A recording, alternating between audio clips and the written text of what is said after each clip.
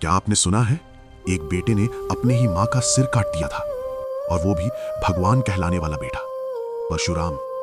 ये कहानी है भगवान परशुराम की, और ये कोई कल्पना नहीं, इसका उल्लेख पुराणों में मिलता है।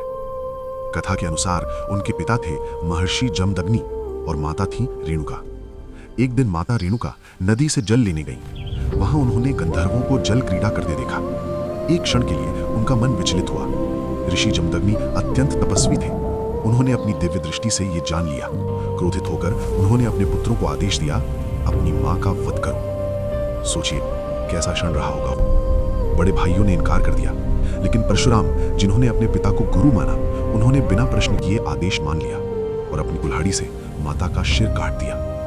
यह सुनकर झटका लगता है, लेकिन कहानी यहीं खत्म नहीं होती। ऋषि जमदग्नि परशुराम की आज्ञाकारिता से प्रसन्न हुए और वरदान मांगने को कहा। परशुराम ने पहला वरदान यही मांगा, माता जीवित हो जाए और उन्हें इस घटना की स्मृति भी ना रहे। दूसरा वरदान, मेरे भाइयों को भी जीवन मिले। माता पुनर्जीवित हो गई, परिवार फिर से एक हो गया।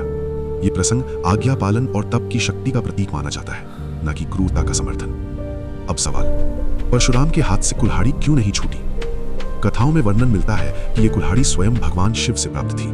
कुछ ग्रंथों में कहा गया है कि माता वध के पाप के कारण वो कुल्हाड़ी उनके हाथ से चिपकी रही जब तक उन्होंने तीर्थ यात्रा और प्रायश्चित नहीं किया।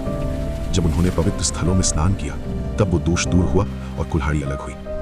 परशुराम को कुड़ या कुल्हाड़ीधारी इसलिए कहा गया क्योंकि उनका प्रमुख अस्त्र यही था, परशु। इसी से उनका नाम पड़ा, परशु प्लस राम बराबर परशुराम।